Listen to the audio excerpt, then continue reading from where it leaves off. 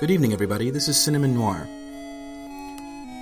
Welcome back to Deltarune. You may have noticed I'm by myself today. I'll get to talking about that in a little bit. This is also the first Let's Play material I've recorded in over a year. I'm sort of been going to go into that because this is not just a recap for Deltarune, for Chapter 1. It's also a recap of, essentially, what I've been doing in between the two sections of this Let's Play. So, Deltarune starts out with this scene. I figured we'd return to it because it's been a long time since Deltarune originally released in 2018. I haven't even played this game, I believe, since 2019 when Greg and I did the original Let's Play, and I'm just coming back to it. So just like how I needed to get back into it, I figured I would sort of bring you guys up to speed too.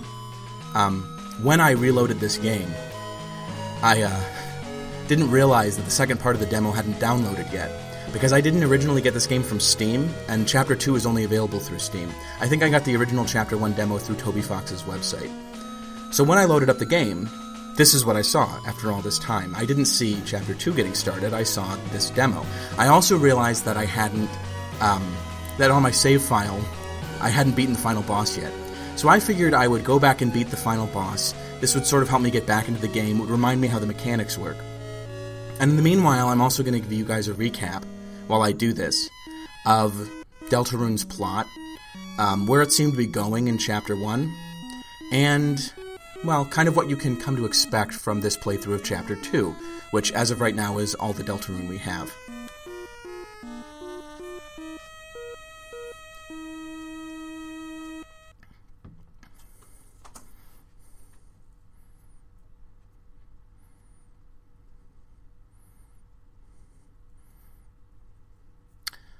So, Deltarune has this title screen, which is very much like the Undertale title screen. That's appropriate, since Deltarune is a lot like Undertale. It takes place in basically the same universe, and even has some of the same characters. We also start off with this, frankly, absolutely beautiful menu theme. Toby Fox is a great composer. I think that's always been probably the best aspect of his games, the one that's least flawed, because really, he just writes amazing music. Very contemplative, in this case. So if you were expecting that we were just going to go through the final boss fight, I'm actually not going to do that. I sped it up and sort of blurred it a little bit in order to sort of put it in the background so I could talk about how this Let's Play has been going. I'll talk about the game first, but then I'll sort of segue into what's been going on with me, and especially why I haven't done a Let's Play for the last year, and also why I'm doing this one.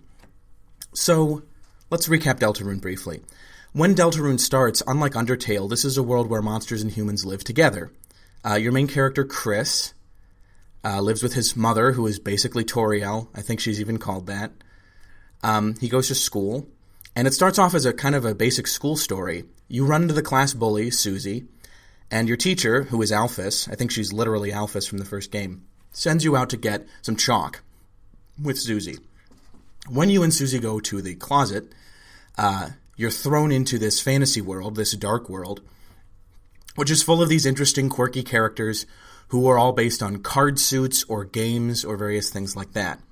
You later find out that the reason for this is because the dark world was created inside this spare room, which had a bunch of toys and games in it. So it basically took on the nature of the artifacts that were in the room when the dark fountain, which we see in the background here, was created. Your main antagonist for most of the chapter is Lancer, he describes himself as a bad guy, but is very goofy and kind of ineffectual. He's a lot like Papyrus from Undertale. And eventually you win him to your side. In the process, Susie, who's kind of a bully, goes back and forth between being a good guy and a bad guy. Eventually you get through to Susie, and especially her friendship with Lancer, which I think is one of the most important aspects of the game, at least in Chapter 1, is what ends up turning her into a good guy, more or less. More than Chris, who's kind of a blank slate, just like Frisk, Susie, I'd say, is actually the moral main character of this game, the one who goes through an arc. You end up fighting Lancer's dad, the King, who does seem to be truly evil. In fact, doesn't even really repent. You end up beating him not by convincing him to stop, but because all of the people whose lives you've dealt with, they all decide to help you. And so in the end, he's overthrown, you seal up the Dark Fountain, and you go back to your normal life. That is Chapter 1 of Deltarune. So, I honestly think that Chapter 1 of Deltarune stands on its own. It's a great game. I mean, it's short, but it still works as a game. That's the funny thing to me. So I've come to think of this series of Deltarune chapters not so much as parts of a continuous game, but more as games that come out in a series. And I think I'll be able to explain that more when we get into Chapter 2. But what made me decide to come back and do this Chapter 2 when I haven't been doing Let's Plays for a long time is something you might be wondering. The truth is that I haven't been doing Let's Plays for the last year because the guy I did them with, Greg, actually stopped being friends with me. This has been kind of a painful thing for me. I don't want to get into too much detail, especially I don't want to get too maudlin about it. But effectively, Greg and my friendship just ended. He one day just stopped talking to me. It didn't end with a confrontation or any kind of argument. It was just that he had told me he was going to move. And I'm not even sure if he actually did or if that was just an excuse. But either way, about a month after he said he was going to move, I tried to keep in touch with him. I wanted to still do Let's Plays since it's not something you have to be right next to each other to do. But he just stopped talking to me. And so I stopped doing this Let's Play, and I stopped doing Let's Plays in general because I've never really liked Let's Plays that only have one person's voice on them. I've always thought the repartee you get with several people is a lot more interesting. And so that's really what I want to do for Let's Plays. So losing Greg, it wasn't just a matter of losing a friend.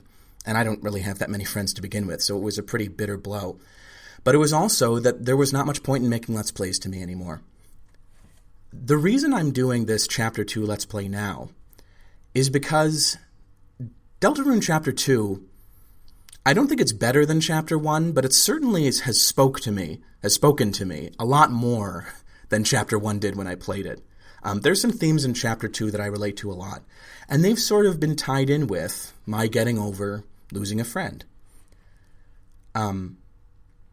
Now, I do think, with just me here, it's not going to be as interesting or amusing a Let's Play, but I'm going to go in Chapter 2 for more of an informative and possibly even a little rambling and philosophical tone with this playthrough. I do think you can do a good one-person informative Let's Play, even if you can't necessarily do a great entertaining or funny Let's Play with one person. My favorite Let's Plays have always been multi-person. I'm going to try to get other people, other friends of mine, to guest in these Let's Plays, but that's something I've never done before, so it's going to take a while. So yeah, that's basically what's happening with me. The reason that I haven't made a Let's Play over the last year is because I haven't had Greg to do it with. And the reason I'm doing it now is because, in a sense, I'm getting over it. I'm getting over not having the Let's Play partner to work with, and I'm also trying to move on. I hope my videos over the last year have been entertaining. I always try really hard on those videos. I don't know if after this Chapter 2 playthrough, if I'm going to do any more Let's Plays. It does seem like it'd be difficult to do a lot of games just by myself. But I'm going to think about it, and I'm going to try to do my best. At the very least, I'm definitely very enthusiastic about doing this. I've said some good and some bad things about Toby Fox, but I do think definitely he's a very unique game creator and extremely creative. I have to respect the guy, even if I don't always like the messages he has in his games. Anyway, we're coming up here on the end of this last little section of gameplay, and we're going to go back into normal speed and just talk about that.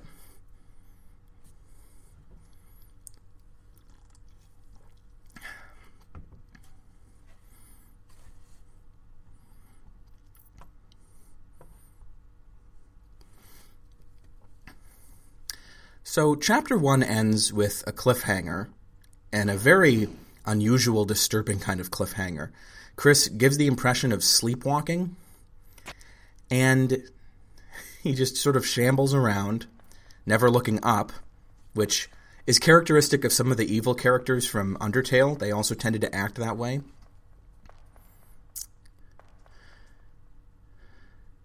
And then, of course, he pulls a full Temple of Doom move on himself, reaches into his own chest, and you can see the blood dripping out, so it's not... Or maybe that's not blood, maybe that's just his heart since it's also red. He tears it out of his chest and then locks it up in this little cage.